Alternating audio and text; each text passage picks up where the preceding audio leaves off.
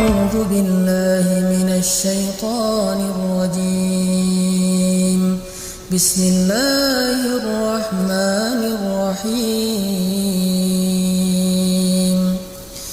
إن الله وملائكته يصلون على النبي يا أيها الذين آمنوا صلوا عليه وسلموا تسليما. Bismillahirrahmanirrahim. Assalamualaikum warahmatullahi wabarakatuh. Nabi adalah orang yang paling berjasa dalam kehidupan kita, teman-teman. Lebih daripada jasa seorang ibu kepada anaknya, lebih daripada jasa seorang ayah kepada putra-putrinya, lebih daripada jasa seorang suami yang mencari nafkah siang dan malam kepada istrinya, lebih daripada jasa seorang istri yang setia untuk memenuhi semua kebutuhan suaminya, lebih daripada jasa seorang guru kepada muridnya walaupun guru itu tidak menuntut balasan apa-apa. Lebih dari siapapun dalam kehidupan kita, orang yang paling berjasa bagi seorang muslim, bagi seorang mukmin adalah Rasulullah Sallallahu Alaihi Wasallam. Kenapa?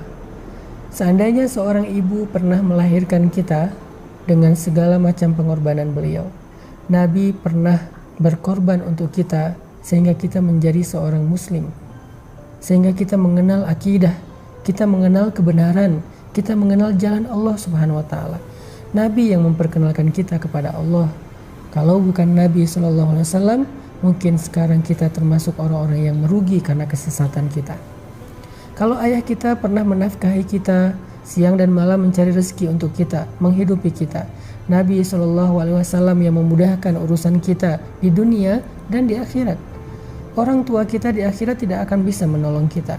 Mereka akan sibuk dengan urusannya masing-masing. Sebagaimana firman Allah, "Yauma yafirrul mar'u min akhihi wa ummihi wa abihi wa sahibatihi wa banih." Hari ketika seseorang lari dari saudaranya, dari ibunya atau ayahnya, dari pasangannya dan anak-anaknya. Semua orang pada hari itu sibuk sendiri-sendiri. Ayah kita nanti di padang mahsyar akan ninggalin kita. Ibu kita nanti di padang mahsyar akan ninggalin kita. Keluarga kita, pasangan yang kita cintai sehidup semati, nanti dia akan meninggalkan kita. Dan itu bukan sesuatu yang tercela, karena memang semua orang akan sibuk dan panik sendiri-sendiri. Termasuk kita juga akan meninggalkan siapapun di antara keluarga besar kita. Terus siapa orang yang satu-satunya akan menolong kita, membantu kita, yang sebetulnya dia sudah memiliki tiket masuk ke surga, tetapi dia tidak masuk ke surga demi menolong kita?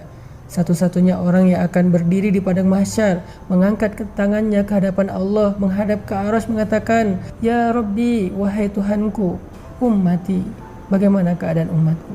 Satu-satunya orang yang akan peduli kepada kita hari itu adalah Rasulullah Sallallahu Alaihi Wasallam.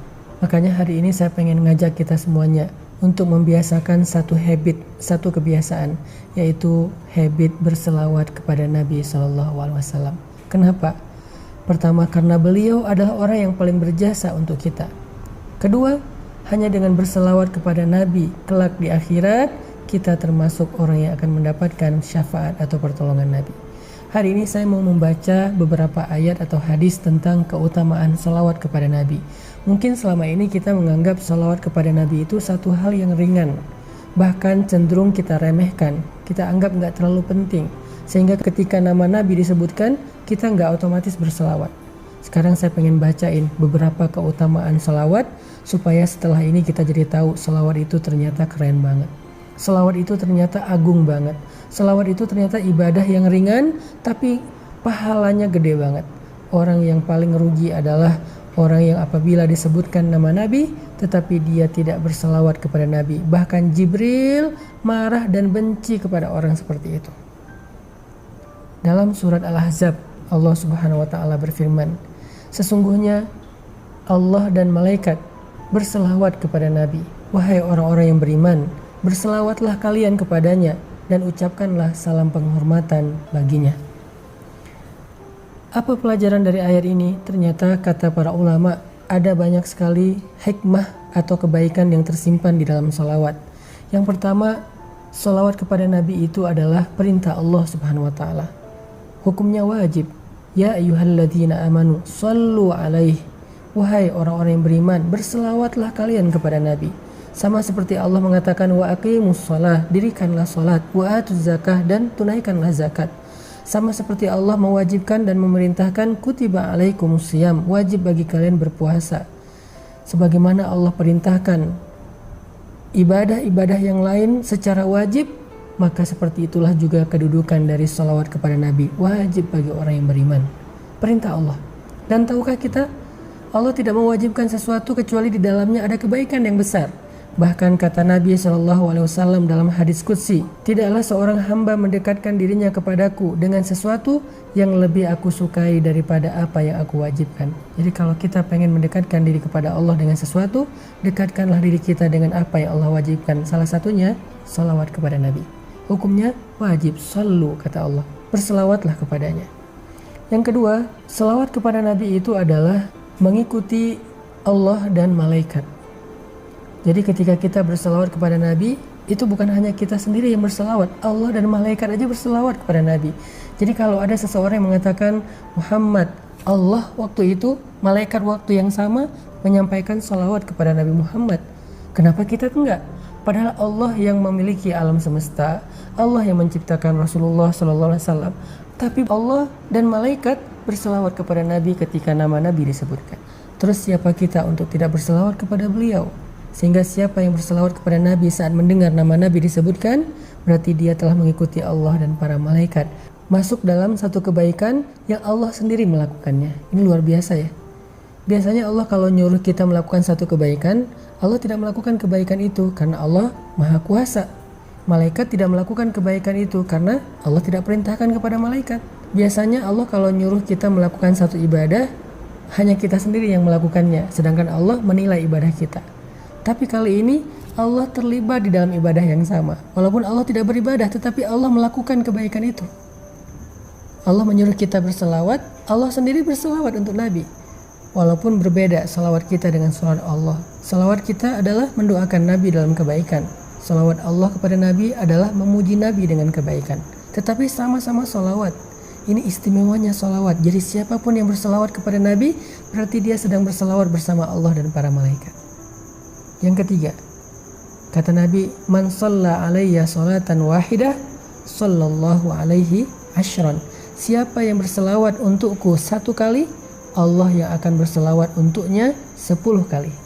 Bukankah kita merasa cemburu karena Nabi mendapatkan salawat dari Allah dan kita berharap mendapatkan kebaikan yang sama? Allah selalu berselawat untuk Nabi, malaikat berselawat untuk Nabi. Terus kita gimana? Ternyata kita juga bisa dapat selawat dari Allah. Caranya berselawatlah kepada Nabi. Bahkan sekali kita berselawat untuk Nabi, Allah berselawat untuk kita 10 kali. Apa arti Allah berselawat untuk kita? Allah memuji kita di arasy-Nya. Allah memuji kita di surganya. Allah memuji kita di hadapan malaikat-malaikatnya. Sehingga dengan kita rajin berselawat untuk Nabi, kita jadi selebgram di langit. Dikenal oleh banyak penduduk langit karena sering dipuji-puji, dimention sama Allah Subhanahu wa taala.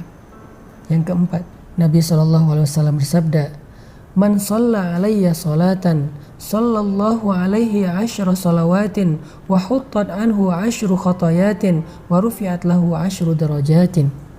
Siapa yang berselawat kepadaku satu kali, maka Allah akan berselawat untuknya 10 kali. Allah memuji dia 10 kali. Lalu dihapuskan darinya 10 kesalahan dan ditinggikan baginya 10 tingkatan. Kita tahu berapa jumlah tingkatan surga? Jumlah tingkatan surga sebanyak ayat Al-Quran di dalam mushaf Al-Quran. Maka siapa yang berselawat kepada Nabi satu kali, Allah angkat derajatnya di dalam surga 10 tingkatan. Allah hapuskan baginya 10 kesalahan.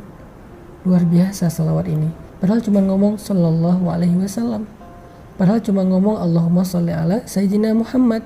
Tetapi ternyata kalimat yang ringan sekali itu, yang kita ucapkan mungkin kurang dari 10 detik, tapi bisa mendapatkan kebaikan yang luar biasa. Yang kelima, Nabi SAW bersabda, kullu du'ain yud'allahu azza wa jalla bih mahjubun anis sama hatta yusalla ala Muhammad. semua doa yang dipintakan kepada Allah Subhanahu wa taala akan terhijab, akan terhalang dari Allah Subhanahu wa taala sampai dia berselawat kepada Nabi Muhammad sallallahu alaihi wasallam. Jadi kalau kita pengen doa kita nggak ada hijab, nggak ada penghalang, nggak disconnect, nggak di reject, berselawatlah kepada Nabi di awal atau di akhir doa kita.